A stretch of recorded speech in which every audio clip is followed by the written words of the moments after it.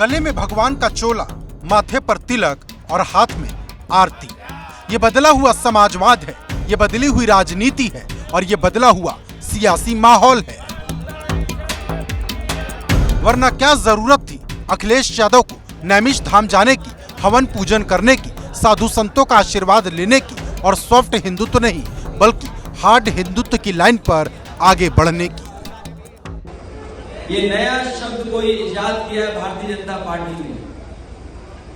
वो कह रहे हैं कि आप भी लगता सॉफ्ट हिंदू के रास्ते पर जा रहे हैं, इसलिए घबराने की जरूरत नहीं है।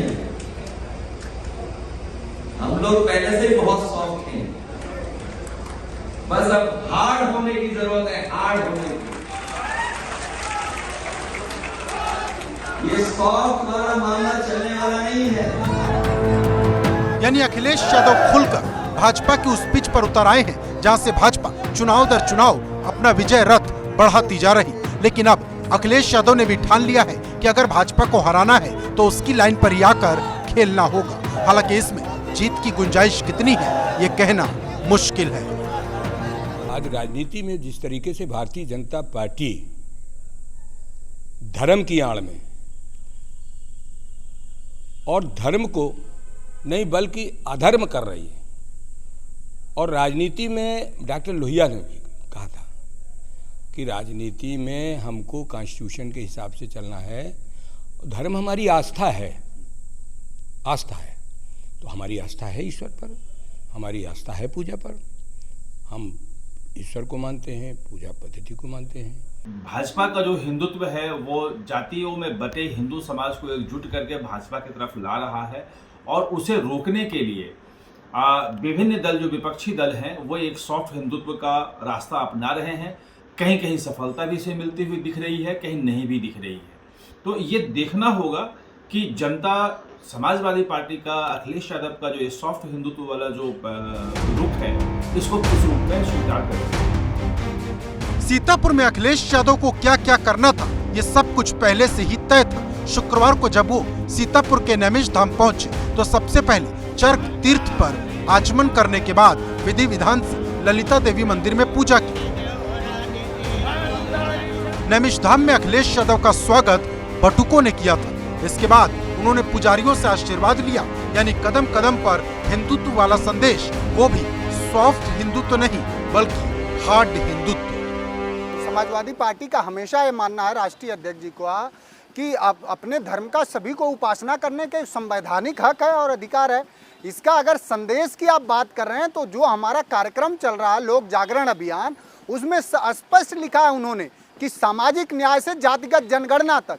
अब दिक्कत यह है कि उनको ये समझ में नहीं आ रहा है कि मुलायम सिंह जी के ही रास्ते पर चलें या अपना कोई और रास्ता अपनाएं, क्योंकि सॉफ्ट हिंदुत्व का जो एक बात कही जाती है कि माननीय अखिलेश यादव या लालू सिंह जी के जो सुपुत्र हैं वो लोग जिस तरह की राजनीति कर रहे हैं, उनको लगता है कि बिना हिंदुओं की वोट के वो सत्ता में फिर से लौट नहीं पाएंगे। उनके जो बिखरे हुए वोट हैं, खासतौर से पिछड़ी जाति के जो वोट हैं, बैकवर्ड ओबीसी क्लास के, उनको कैसे एकजुट किया जाए। नैमिष धाम की एक एक तस्वीर का संबंध 24 में होने वाले लोकसभा चुनाव से है, क्योंकि अखिलेश यादव जिस लक्ष्य को हासिल करना चाहते हैं उन्हें लगता है कि इस तस्वीर के बिना वहां तक पहुंचना मुश्किल है। अखिलेश यादव ने ये बात फिर से समझाने की कोशिश की कि हिंदू रीति रिवाजों में उनकी श्रद्धा उतनी ही है जितनी भाजपा के नेताओं की।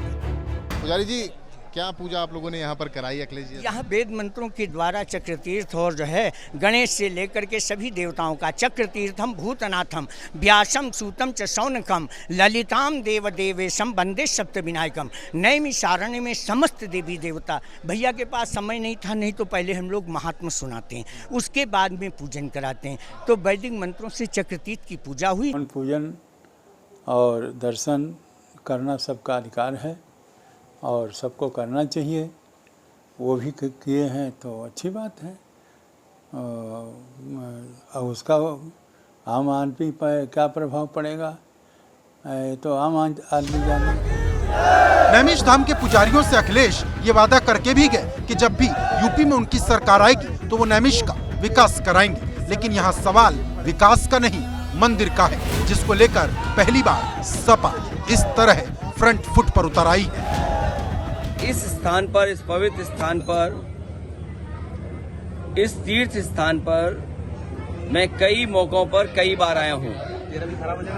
आस्था के प्रति सदैव जो है उनका झुकाव रहा है। आदरणीय डिम्पल जी घर पे 9 दिन का नवरात्र करती हैं। पिताजी भी पूजा पाठ करते थे, संतों को सम्मान करते थे, लोगों से श्रद्धा रखते थे। ऐसी बात नहीं है कि श्री अखिलेश यादव जी ने पहली बार हवन पूजन किया है और हवन पूजन में सम्मिलित हुए हैं। अखिलेश के एक हाथ में धर्म की डोर है तो दूसरे हाथ में सियासत का झंडा, जिसे बुलंद करते हुए वो 24 की तरफ अपनी साइकिल दौड़ा रहे हैं। लेकिन वो अपनी साइकिल को मंजिल तक पहुंचा पाएंगे, इसको लेकर सियासत में कई तरह की शंकाएं हैं। कालनेमी राक्षस जो था वो ये भ्रमित करने के लिए कि हम जो है भगवान राम के भक्त हैं, तो उसने भी ऐसा प्रपंच किया था। आपने सब देखा है उनके कारनामे किस तरह के रहे हैं। इस तरह बेटियों के साथ बलात्कार को समर्थन करना, कार सेवकों पर गोली चलवाना, आतंकवादियों को रिहा करना और उसके बाद ये सब करना, दोनों में बहुत बड़ा अंतर है। देखो, अखिलेश यादव जी को धर्म जब याद आता है जब चुनाव आता है। इससे पहले ना भगवान राम का सम्मान करना, वही अखिलेश यादव जी थे जो राम भक्तों पर अयोध्या में गोली चलवाई थी समाजवादी पार्टी ने।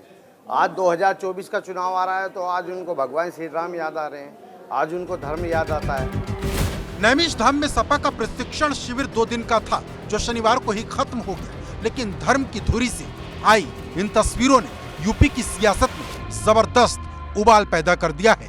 पहला सवाल यही है कि सपा धर्म की पिच पर आकर भाजपा को कहां तक टक्कर दे पाएगी, और दूसरा सवाल ये कि क्या सपा एक बार फिर लोकसभा चुनाव को भाजपा बनाम सपा का बनाना चाहती है, जिससे बाकी विरोधी काफी पीछे छूट जाएं। देखिए, अखिलेश यादव हैं तो हिंदू ना, तो चाहे नैमिषारण्य में पूजा करें, चाहे बाबा विश्वनाथ मंदिर की पूजा करें, चाहे किसी मंदिर में पूजा करें, ये तो हम हिंदुओं का जन्म सिद्ध अधिकार है। ऐसा मुझे लगता है गर्दिश में सितारा है, फेरिस्त में झूठों की एक नाम तुम्हारा है। तुम आग लगाओगे, हम आग बुझाएंगे। तुम आग लगाओगे जाति के नाम पे, धर्म के नाम पे, वर्ग के नाम पे, संप्रदाय के नाम पे तुम आग लगाओगे, हम आग बुझाएंगे। वो काम तुम्हारा था, ये काम हमारा है। तो वो अपना काम करें, भाजपा अपना काम करे, सपा अपना काम करे, ये सारे एक ही थाली के चट्टे बट्टे। सियासत में कभी भी कुछ भी हो सकता है। अखिलेश का नैमिष जाना, पूजा पाठ करना और हिंदुत्व के मोर्चे पर कई कदम एक साथ बढ़ाना इसी का प्रमाण है।